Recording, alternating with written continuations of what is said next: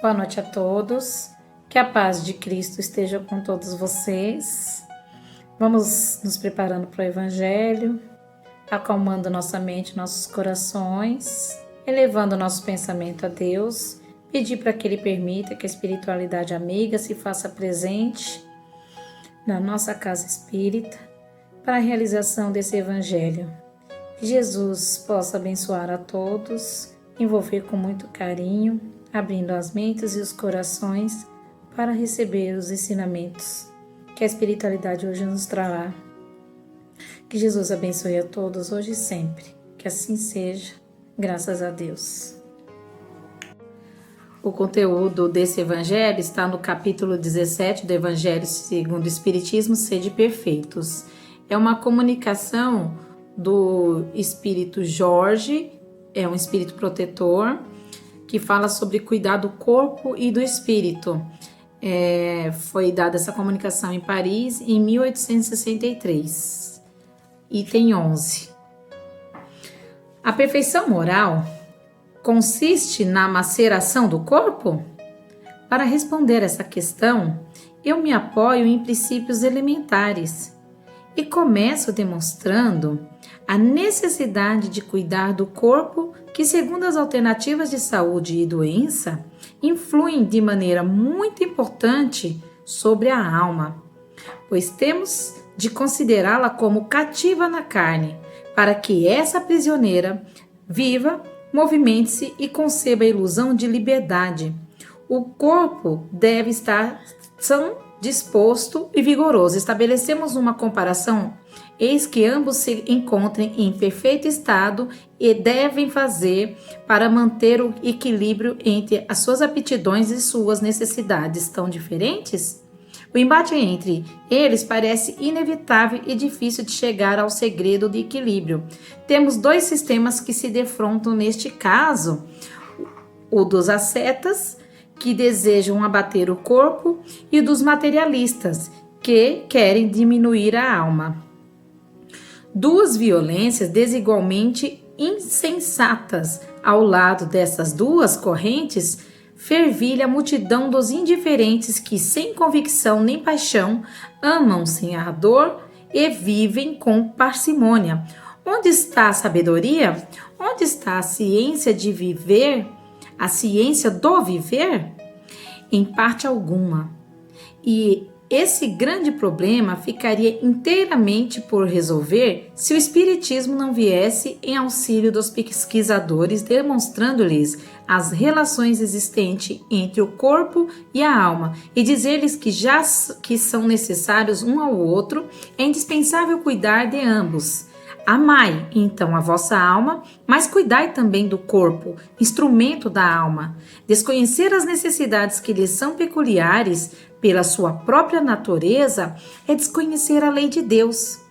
Não castigueis o corpo pelas faltas que o vosso livre-arbítrio fez cometer, e do qual ele é tão responsável quanto o cavalo mal conduzido o é, pelos acidentes que causa. Seríeis mais perfeitos se, martirizando o corpo, continuassem egoístas, orgulhosos e poucos caridosos com o vosso próximo? Não. A perfeição não está nisso. Ela está nas transformações a que submeterdes o vosso espírito. Dobrai-o, submetei-o, humilhai-o, mortificai-o. Esse é o meio de torná-lo dócil à vontade de Deus e o único meio de vos conduzir à perfeição. A gente vai fazer uma analogia sobre a vida do espírito. Pois bem, a doutrina espírita nos ensina sobre as evidências do espírito, a existência de um ser independente da matéria e que sobrevive ao corpo. Então, quando falamos na vida material, a gente fala da vida do corpo. E quando falamos na vida espiritual, falamos da vida do espírito, que é eterno, né? Devemos dar à vida material um valor relativo, usufruindo dela apenas para o necessário, para atingir o que está destinado por Deus ao espírito, né? A gente vai progredir como espírito imortal e aspirar à suprema felicidade, que é ser espírito puro. Então, podemos dizer que o progresso espiritual seria conhecer a verdade para viver de acordo com a verdade espiritual, né? Então, no começo do progresso do espírito, em mundos ainda imperfeitos, o espírito experimenta de forma uma ignorância e uma simplicidade, porque fomos criados simples e ignorantes, certo? Mas pouco a pouco as reencarnações vão nos auxiliando a desenvolver progressivamente em relação ao que ele era no momento em que foi criado. Bem, se vê que na fase inicial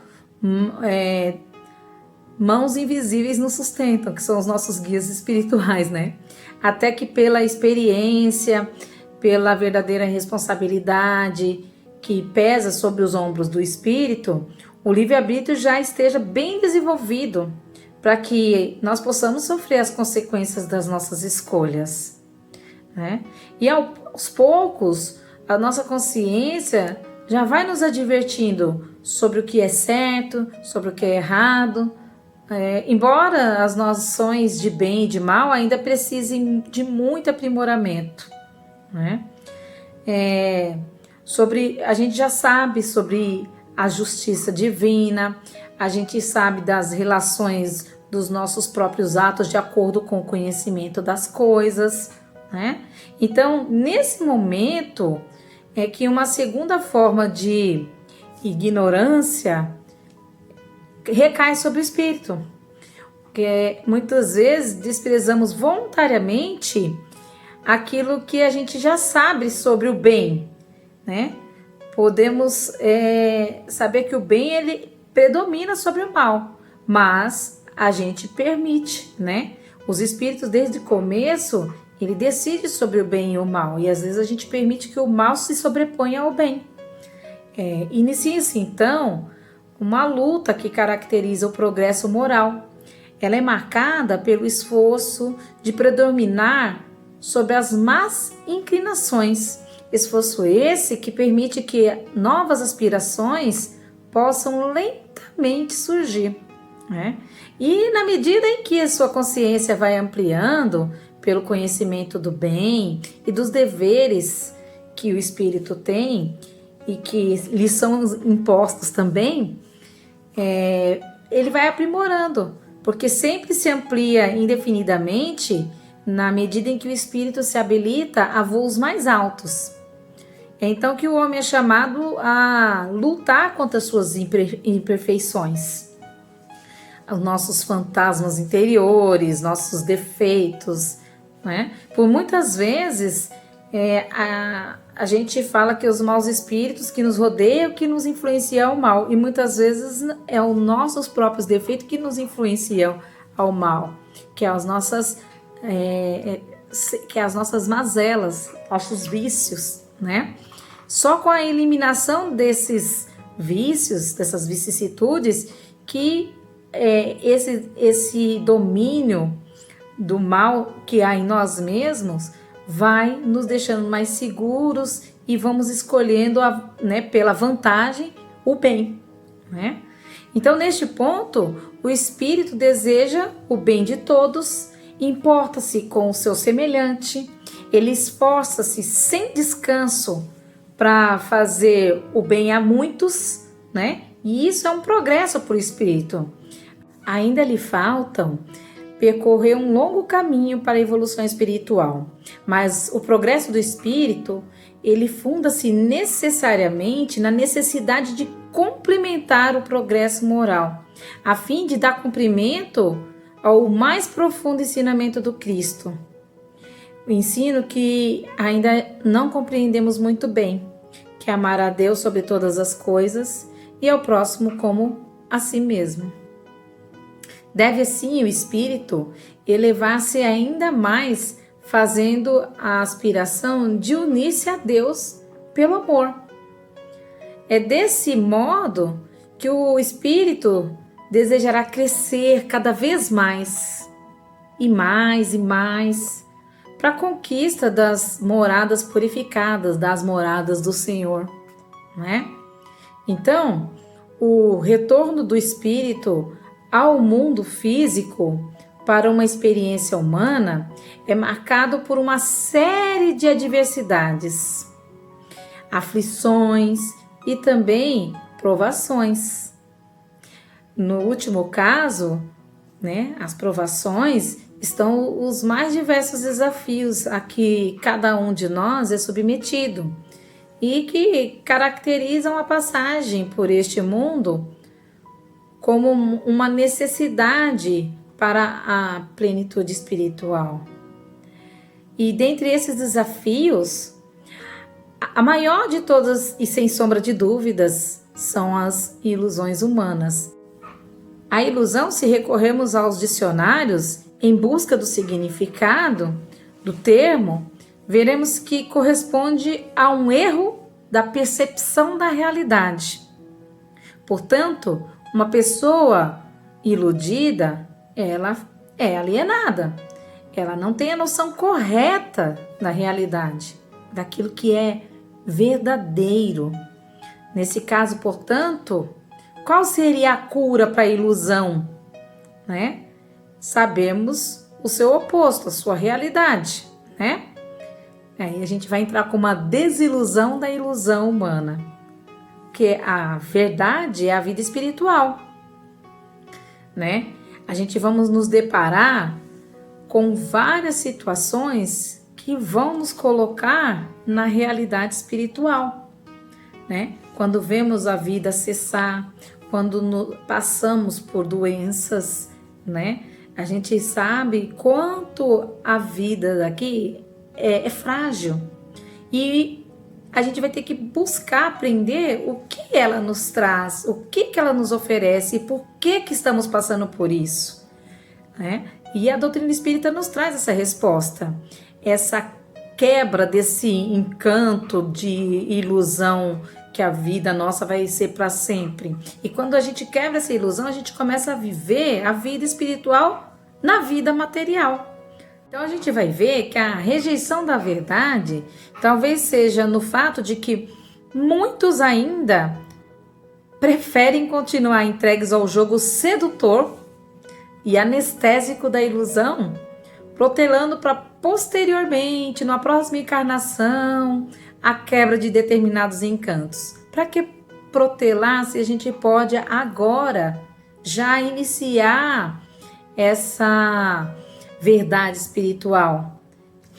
Um ser constituído, como sabemos, de 3 elementos, o espírito, o perispírito e o corpo, né? Nós somos constituídos desses 3 elementos. E como tal, precisamos estar ao máximo vigilantes, a fim de não nos confundirmos. E ao invés de colocarmos a matéria a serviço do espírito, terminarmos colocando o espírito a serviço da matéria, para que possamos aproveitar as coisas materiais, mas sabendo que elas são passageiras. Não devemos também nos esquecer de que este mundo estamos situados momentaneamente, né? E que é transitório. Até o nosso mundo um dia poderá se acabar. Até o mundo material, né?